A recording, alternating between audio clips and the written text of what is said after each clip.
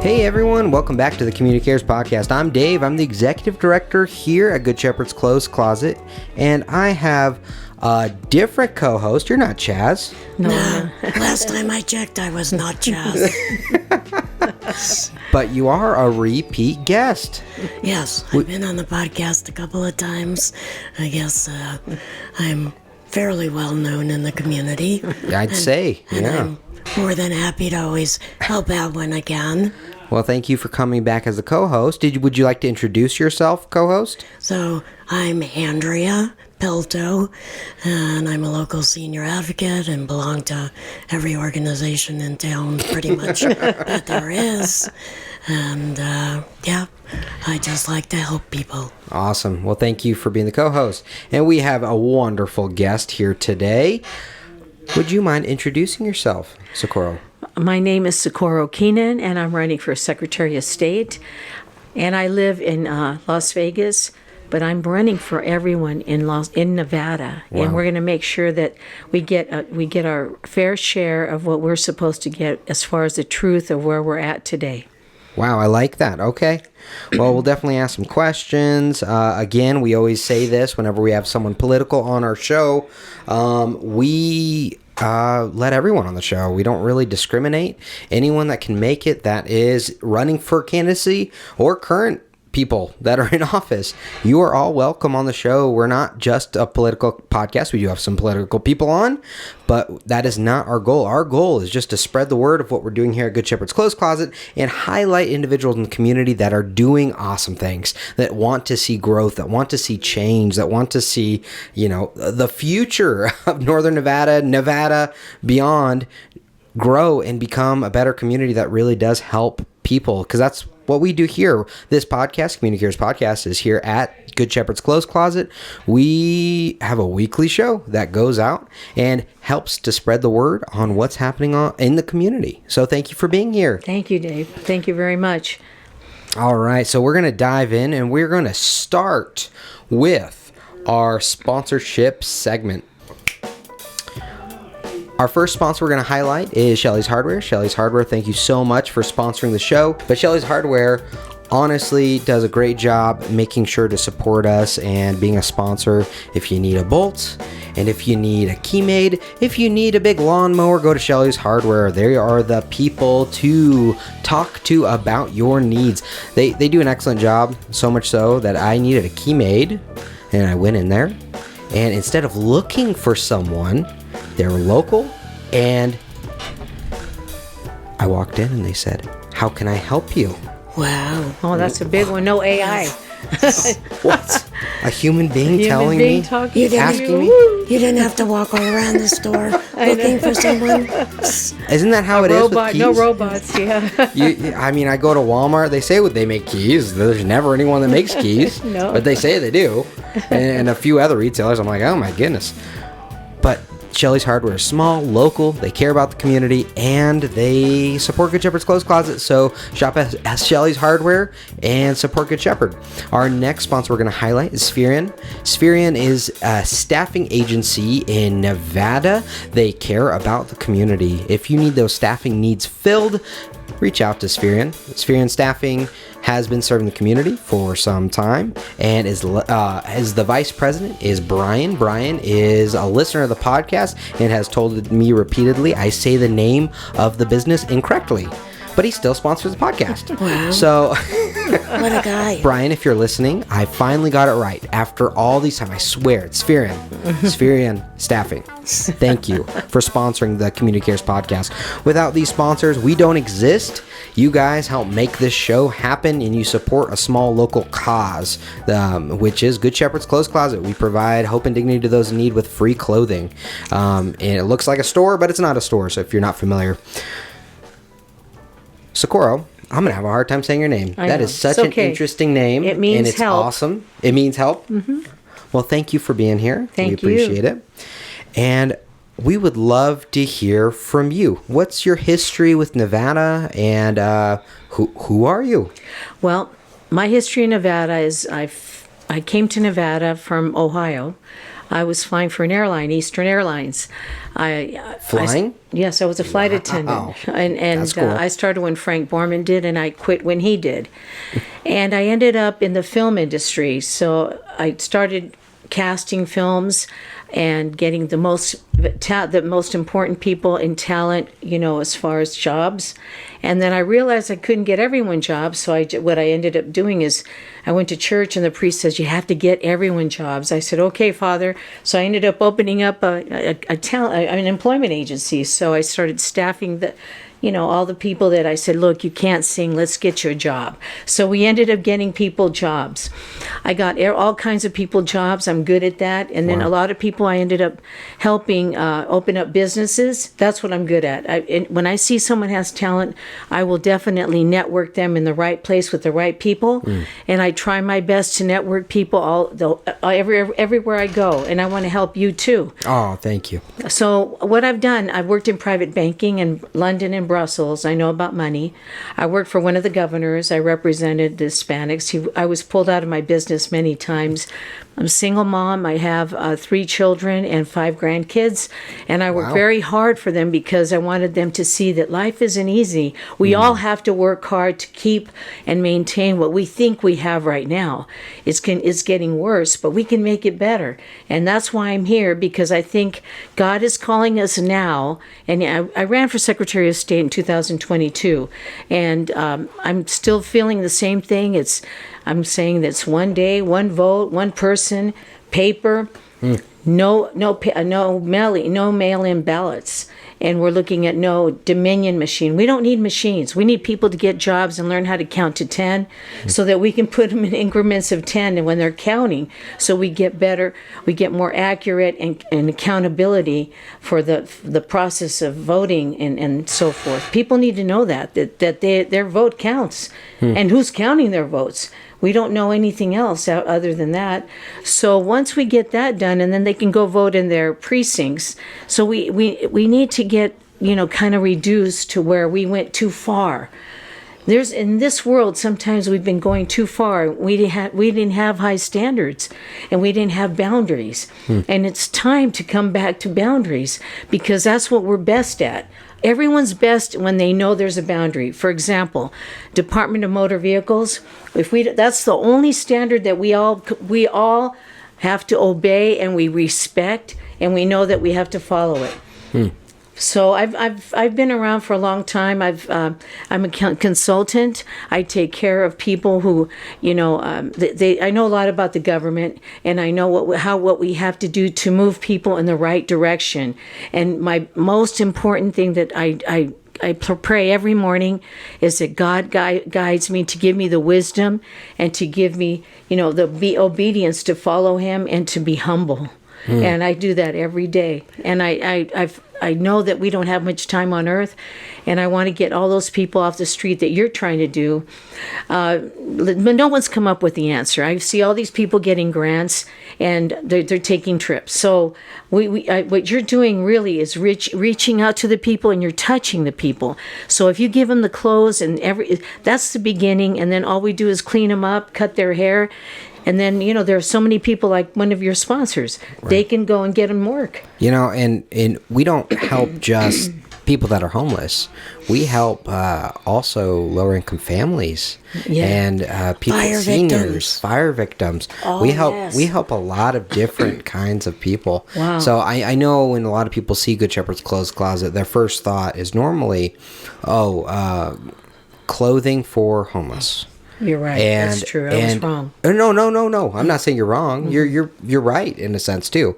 I just want to make sure that the listeners know that our mission has and to be fair, it used to be that way. Yes. It used to be that way for us. We used to only serve that one demographic, but over the years, maybe it's word of mouth, maybe it's the location we're in, all sorts of different things probably, but really we help everyone. So I've had one story I like to share on this show is there was a lady.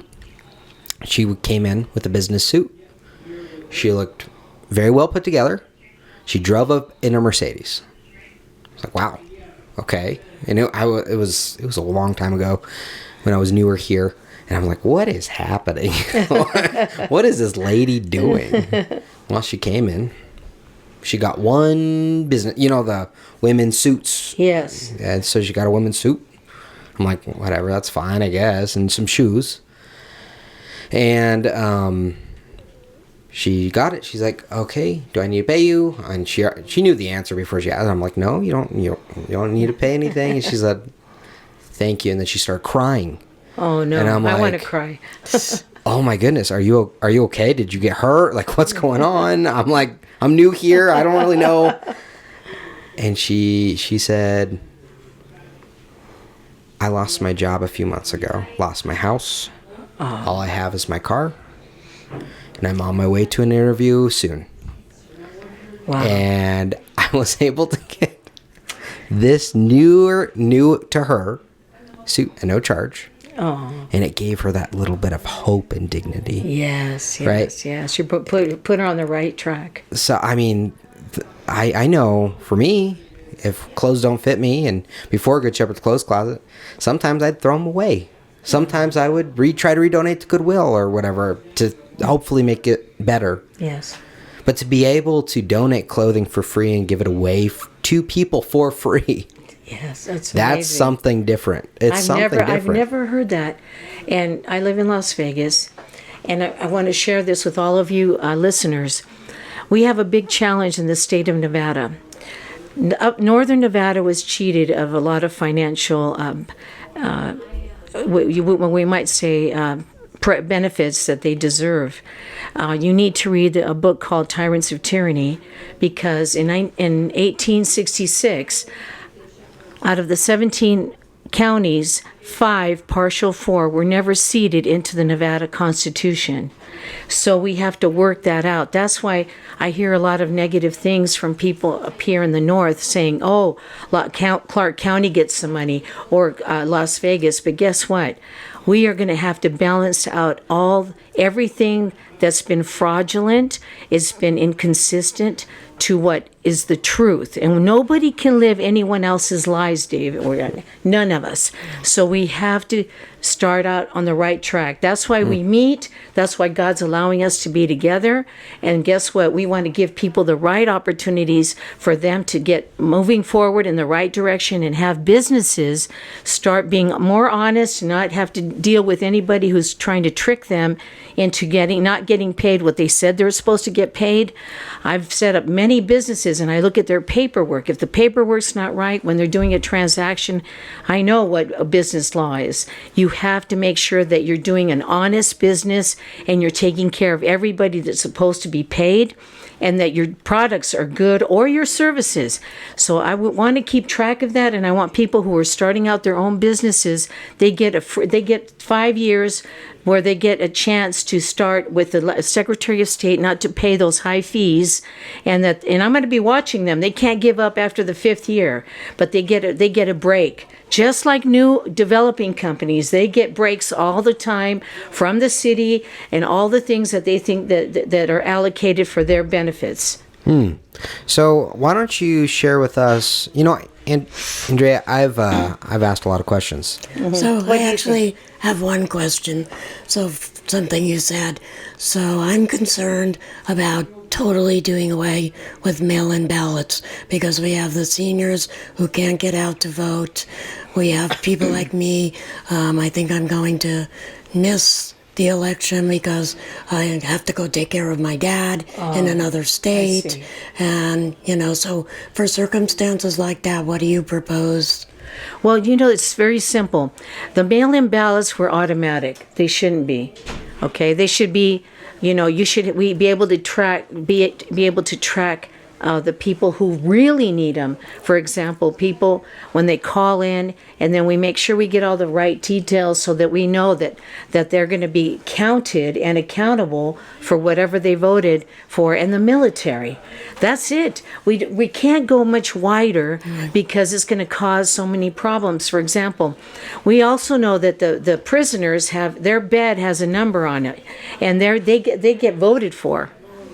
Yes, they use their address. And then all the people that are in facilities where they can't get out and vote, and then somebody else is voting for them. Well, we have to have more oversight, and I'm going to be the one person, and believe me, right now I help a lot of people, and I've gotten myself in trouble. I've been taken to court, and because I've helped a lot of people. I was targeted like Trump, the same thing. And, the establishment Lombardo took all my properties, and he was able to win the governorship. So I'm just telling you what's happened, and I don't want it to happen to anyone else. I know how they take properties. I know how a lot of people have been swindled, and I don't want that to happen, Dave, to anybody, because the bottom line is we have to be accountable to everybody and everything that we do, and we can't act like we don't see, we don't hear, like, the monkeys, they I don't see any evil, no hear it. Well, those times are gone. We can't fake it anymore.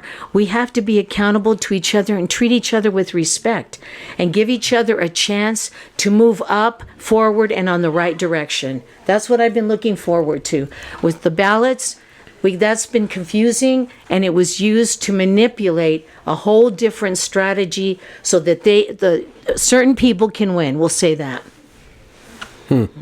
Okay, yeah. And so, what others are some of the points you want to share with our audience? Things that you're running on? Okay, I'm running on this too. I'm running on the fact that we want to. We're going to be one ID. Okay, that's the most important thing, and we want to make sure that that I'm going to audit a lot of the poor dead people. They don't want to vote anymore. They want to rest in peace. So here we are today, making sure that that we're praying for them, not that they get to vote anymore. And then we have all these other inequities that we're going to make sure that the oversight takes over. The coroners have to report everything, that anyone who passes. We have to just update the records. We have to update the website on the Secretary of State. We have to make sure that their grants that are really allocated for people, like yourself, a 501(c)(3), it really hasn't been public to the, for your eyes, and many people who really need they need the funds and they need the opportunity, and it can't be earmarked for certain people and not open to the public. I also want to bring the records that have been stolen from the Secretary of State's office, and they've been taken by the Legislative Council Bureau. It's been you can't ask for anything from the Secretary of State because they say they don't have it. So we're going to make sure it goes back to the Secretary of State where it's supposed to be, and that's something that the Nevada Constitution is very strict about, and we need to make sure that we're more public, about what's out there, and we have to be accountable. Yeah, transparency definitely is key, and to be honest, I think for voters right now, a lot of the people I talk to, my neighbors, they are all feeling lied to a lot. Like, people run on one thing, and then they don't fall through. They run on another thing that sounds good, then they don't fall through with that either. Or, election integrity is one I know I've heard from people. And then I've heard people, loan forgiveness from the Biden administration that didn't happen. There's other things, there was, and I get it. There's a lot of cogs with government, and we have these big ideas, we have these big dreams. We want to, as a politician, I'm sure you feel like you want to do all these things, but how accessible and realistic is a lot of the dreams you want to make happen? Well, first of all, I'm independent. Secretary of State is really one of the most important, even though it's number 3 on the list of importance. It's the governor, the lieutenant governor, and the Secretary of State. Secretary of State has to make sure that everything that is going on above that position and below is administered accordingly, and we have to have accountability. And I'm not afraid to check and audit, because I'm going to audit a lot of things, because I know that a lot of things have been mismatched and they have been pretty much gone in the wrong direction. And we all know it, and people are afraid, and I'm not afraid. I'm going to do it because I know that no one else, any of the contenders that I have, they will not do it. They're copying whatever I'm saying. And I'm glad because I must be saying the right thing. But they don't have the courage. They don't have God's courage. You have to have God's courage to go out there and say, this is it. We're done. Let's clean this out. Let's clean house. We have to do it. There's no other choice. So one of yours. So you believe it's doable then, is what you're saying? Oh, it is. It is. And we need people. I'm going to be looking for people, and I know smart people. I want people who know God first and people who have the heart to do what's right and help other people and make sure that we get all these things, in the right direction with us. Yeah, because I think that's the key for most voters. If they're going to back you, why would they back you? Well, are you actually going to be able to accomplish the things that they attracted them to you as a voter? Does that make sense? That makes sense. So, where you have to connect the dots, yes. Right. So to be able to do that, I think is really important. And